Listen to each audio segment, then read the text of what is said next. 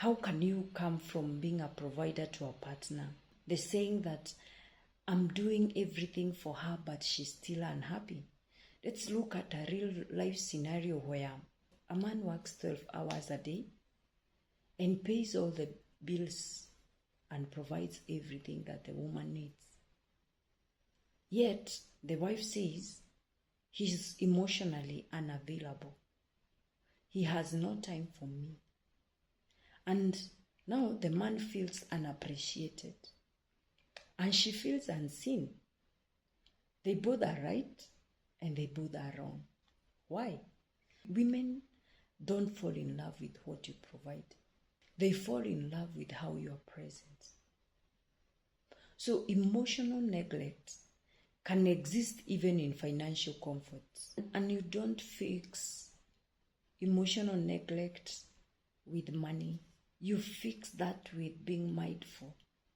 I will challenge men. Ask your wife,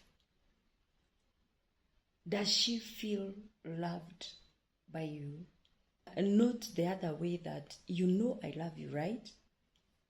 Asking her if she feels loved by you is encouraging her to open up about how she feels the way you love her or the way you present your love for her. Look at a scenario where a woman cries during an argument and the man shuts down and says that I can't talk to you. You start crying. Now, what she's trying to say emotionally, he's trying to fix it logically. According to him, he hears complaint while she's expressing pain. So what men need to understand is that men communicate to solve, but women communicate to connect. When she brings something up, she's not looking for a fix. She's looking for understanding. When she says that you never listen, she doesn't mean like never, never, She means that when she talks, she doesn't feel heard. When she says, you have changed, she's not blaming you. It's like another way of asking, can we reconnect? Next time when she's upset, do not defend or deflate. Just say, I hear you. You feel I have been distant lately. Tell me what makes you feel that way. And that line alone can de-escalate 80% of conflicts. In most of the African cultures, fathers never used to say, I love you. And I believe most of the men today,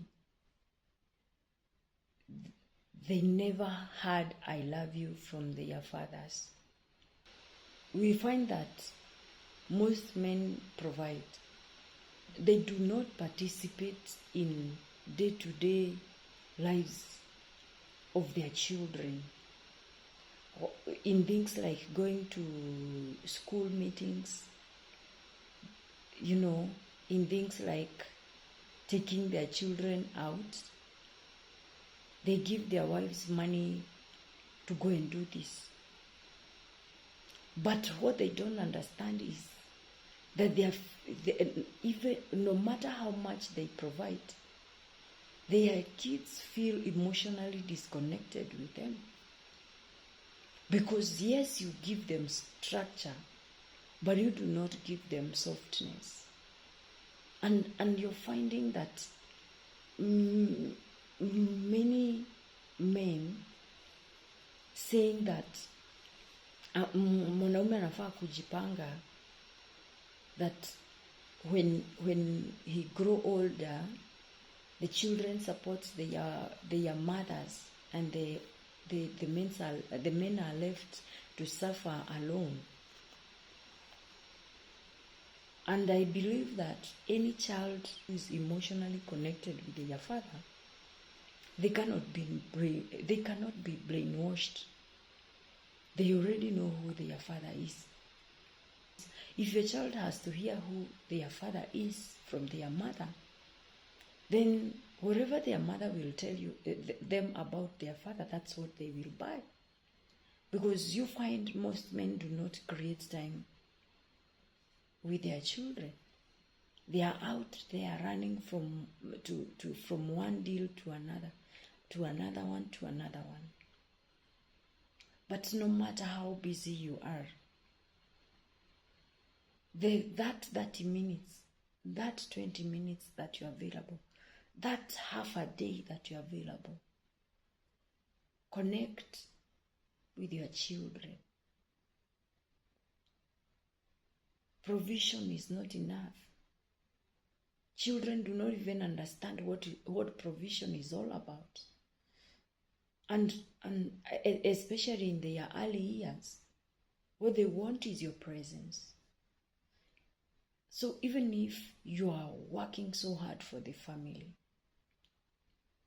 I would urge any man who has children to create some time for those children, so that these children will grow up balanced, because the father's gap cannot be filled by a mother. It has to be filled by the male figure in their life. And if the male figure in their life is absent, they will be emotionally disconnected. And there are things that they were meant to learn from their father that they will never learn. You cannot raise emotionally healthy children while avoiding intimacy. Kids need your correction and your connection. A boy who is only told to man up becomes a man who cannot open up. A girl who never sees her father express emotions grows into a woman who confuses emotional unavailability for strength. I would challenge men, ask your son, what do you wish I did more of? Ask your daughter, do you feel I understand you? Then listen without defending yourself. That is leadership, not lectures. Listening, to be free to express themselves. How do they feel about your parenting? When a man feels stressed, he does not have a vocabulary to say, I am overwhelmed. So he gets irritated. He gets cold or distant. But his partner feels rejected. And it's not that he is heartless. It's just that he's emotionally mute. Men were taught to suppress their emotions and not to express them. Actually, the society rewards stoicism and shame for vulnerability. But what you suppress will eventually leak out through violence, rage, anger, outburst. There are men who cheat not because they want someone else, but because they crave to be seen without being judged. Your wife will ask you questions. So you find this man looking for someone out there who will make them feel seen without being judged. It is a distorted cry for validation, not just desire. We cannot excuse it, but we must understand it to heal. The only way for men to fix this is learning to start naming their emotions out loudly, even when it feels strange. Men needs to learn to say, I feel tired.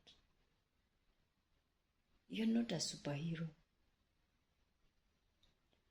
It's okay to say, I feel disconnected. I feel lonely even in this house. The moment you can name it, you stop acting out destructively. Love is a learned behavior. You cannot love her like your father loved your mother. And I want to tell you that you will often repeat what you saw and not what you believe. What is your definition of love? Who taught you love? Was it your mother crying? Or your father walking away? If you saw dominance, then you will dominate. If you saw silence, then you will shut down. If you saw violence, you will believe that control is equal to love.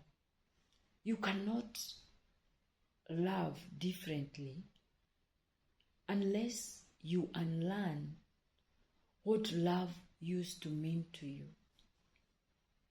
You cannot unlearn it unless you are willing to see that your version of love might be broken. Maybe your father loved your mother but never told her. And that is why we find many men finding it hard to say, I love you. And when their wives ask them, they say, you know.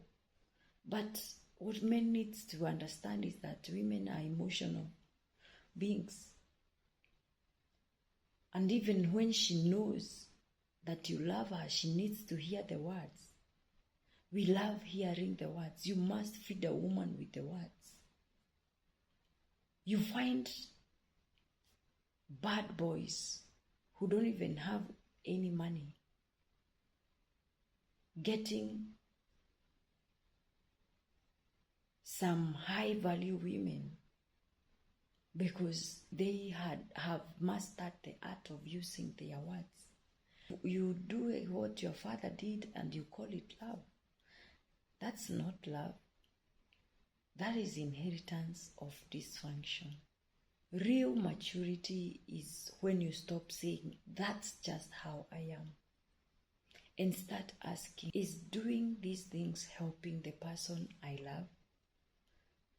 If doing those things makes her feel loved, make her feel appreciated, makes her feel seen, makes her feel understood, then they are worth it. I will conclude by saying that they told you men don't cry. But that is why our sons grow cold. They told you to lead, but you were never taught to listen. They told you to provide. You were not taught to be present. Love is not a paycheck. It's a partnership. So maybe manhood is not about how much we carry. It's about how gently we can hold those who carry life beside us.